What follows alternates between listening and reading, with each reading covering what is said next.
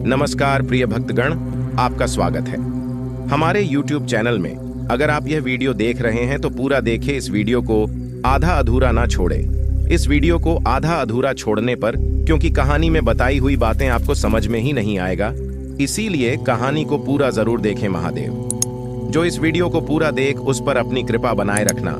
अगर आप महादेव के सच्चे भक्त हैं तो कमेंट में हर हर महादेव जरूर लिखना। चलिए वीडियो शुरू करते हैं। चुप रहने का महत्व।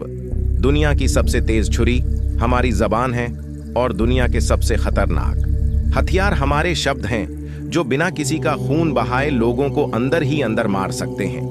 हमारे शब्द हमारी ताकत हो सकते हैं, उसी के साथ यह हमारी सबसे बड़ी कमजोरी भी हो सकते हैं, अगर हमें नहीं पता कि कब, कहां और क्या और कितना बोलना है। यदि हम सही समय पर सही इरादे के साथ सही शब्दों का प्रयोग करते हैं तो यह हमें एक सफल व्यक्ति बनाता है।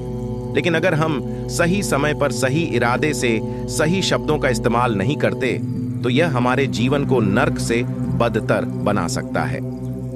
तो चलिए जानते हैं एक कहानी के माध्यम से चुप रहकर जीवन को कैसे बदला जा सकता है। जापान में एक बहुत ही प्रसिद्ध बौद्ध भिक्षु रहा करते थे। उनका नाम रिसाई था। रिसाई अकेले रहते थे। दुनिया के शोर शराबे से दूर जंगल में वो रहते थे और वह बड़े ही ध्यानी और प्रभुभक्त व्यक्ति थे, इसलिए वह पूरे जापान में बहुत प्रसिद्ध थे। एक दिन एक राजकुमार रिसाई के पास आया और बोला, हे प्रभु, मैं हमेशा थका हुआ, निराश और परेशान महसूस करता हूँ। मेरा मन बहुत अशांत रहता है। हालांकि मेरे पास सब कुछ है, दौलत, शोहरत, सुख, सुविधाएं जो हर व्यक्ति चाहता है या पाने की चाहत करता है, लेकिन फिर भी मेरे अंदर इतनी अशांति और चिंता क्यों है? रिसाई ने उसकी बात बहुत ही ध्यान सुनी और कुछ सोचने के बाद कहा, तुम इस प्रश्न का उत्तर जानते हो, बस तुमने कभी इस प्रश्न को हल करने की कोशिश नहीं की है। रिसाई ने आगे कहा, मैं एक खोज करना चाहता हूं, क्या तुम मेरा साथ उसमें दोगे? इस खोज के बाद तुम्हारे जीवन में किसी भी तरह की अशांति और चिंता नहीं रहेंगी। यह बात सुनकर राजकुमार बहुत खुश हुआ। उसने रिसाई से कहा, बताइए मुझे क्या करना होगा? अपने मन के शांति के लिए मैं कुछ भी करने को तैयार हूं। राजकुमार की बात सुनकर रिसाई ने कहा, तो फिर अगले 15 दिन तक मेरे आश्रम में रहोगे और एक सामान्य व्यक्ति की तरह अपना जीवन व्यक्तित्व करोगे, और इन 15 दिनों में तुम अकेले और चुपचाप रहोगे, जितना हो सके कम बोलोगे। राजकुमार सहमत हो गया। पहले दिन राजकुमार को लगा कि उसका मन सामान्य से अधिक अशांत और विचलित है। उसके मन में तरह तरह के विचार आ रहे थे और वह आम लोगों की तरह जीवन जीने में असहज महसूस कर रहा था और उसे अंदर से बोलने की चाहत हो रही थी, लेकिन वह चुपचाप रहा।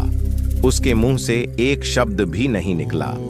अगले दिन वह वैसे ही पूरा दिन चुपचाप बैठा रहा। अगले 2-3 दिन बस वह चुपचाप बैठे रहता, लेकिन रात होते होते उसे अंदर ही अंदर शांति का अनुभव होने लगा। उसके लिए यह अनुभव अजीब था। वह खुद से पूछ रहा था कि वह अंदर ही अंदर इतना खुश क्यों है। अगले दिन राजकुमार अकेला चुपचाप बैठा रहा और वह प्रकृति को निहारने लगा। वह पौधों को, फूलों को, आकाश में उड़ रहे पक्षियों को देख रहा था। वह अपने जीवन में पहली बार यह अद्भुत दृश्य महसूस कर रहा था कि उसके आसपास कितनी सुंदरता है। अब वह दिन भर प्रकृति की सुंदरता को निहारता रहता और ताजगी महसूस करते रहने लगा था। इसी तरह से 10 दिन बीत गए थे और उसके मन की सारी बेचैनी, सारी हलचल और सभी तरह के तनाव गायब हो गए। 11वें दिन की सुबह राजकुमार फिर से एकांत में बैठ गया और कुछ ही मिनटों में उसकी आंखें अपने आप बंद हो गईं और वह गहरे ध्यान में चला गया। वह पूरे दिन वहीं पर ध्यान लगा के बैठा रहा और गहरे ध्यान में डूबा रहा। ना कोई शब्द, ना कोई चिंता। राजकुमार भीतर से असीम शांति और आनंद से भर गया। राजकुमार अपने बाकी के 4 दिन इसी तरह व्यतीत करने के बाद रिसाई के पास गया और उन्हें प्रणाम किया और बोला, हे भिक्षु महाराज, मुझे उत्तर मिल गया कि मेरे में इतनी उथल पुथल और चिंता क्यों था। मैं जान गया कि मेरा मन इतना अशांत और विचलित क्यों था।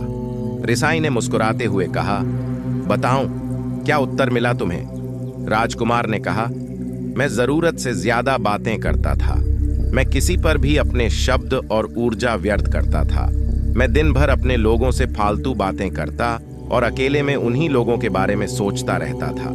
ज्यादातर समय निगेटिव बातें सोचता रहता और इस तरह से मैं अपना समय बर्बाद कर देता था। ज्यादा बोलने और निगेटिव सोचने से मेरा मन अशांत और बेचैन हो गया था। इसी वजह से मैं किसी काम को ठीक से नहीं कर पा रहा था, जिसकी वजह से मैं हर काम में असफल होने लगा और फिर इन्हीं लगातार मिलने वाली असफलताओं की वजह से ही मैं उदास और चिड़चिड़ा हो गया। इन्हीं सभी चीजों के वजह से मेरा जीवन बर्बाद हो रहा था। यहाँ पर हुए 15 दिन मेरे लिए पूरी तरह से अलग थे। मुझे कुछ अलग ही एहसास यहाँ पर हो रहा था। अब मुझे ऐसा लग रहा है मैं अपना जीवन पूरी तरह से जी रहा हूँ, लेकिन इसके पहले मैं अपना जीवन गलत तरीके से जी रहा था। जीवन में खुद को जानना और समझना बहुत जरूरी होता है, जो मैंने पिछले 15 दिनों में अनुभव किया।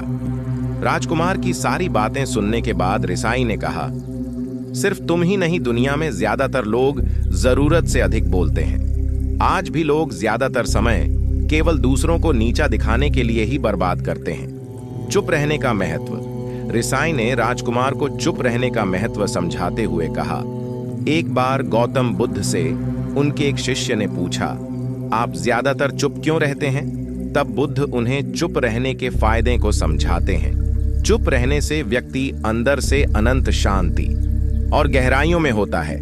मौन अपने भीतर उतरने की पहली सीढ़ी है। मौन के बिना खुद को जानना असंभव है। खुद को जानने और समझने का पहला नियम है मौन हो जाओ।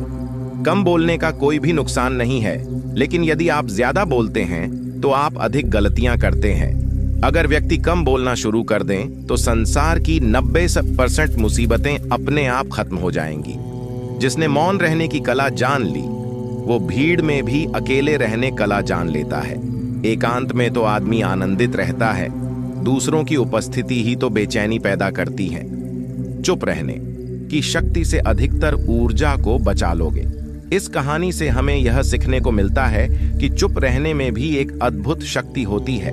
अगर हम सही समय पर सही शब्दों का प्रयोग करते हैं तो हम अपने जीवन को सकारात्मक दिशा में बदल सकते हैं। चुप रहने से हम अपने आत्मा की गहराइयों में जा सकते हैं और अंदर से शांति का अनुभव कर सकते हैं। इससे हम अपने विचारों और भावनाओं को साफ करके अपने जीवन को सकारात्मक बना सकते हैं। चुप रहने की कला हमें सीखनी चाहिए ताकि हम अपने शब्दों का सही इस्तेमाल करके अपने और दूसरों के जीवन को सुधार सकें। अपना कीमती समय देने के लिए धन्यवाद। यह कहानी आपको अगर अच्छी लगी हो तो चैनल को सब्सक्राइब जरूर करें, लाइक, कमेंट, शेयर दोस्तों के साथ। Thank you.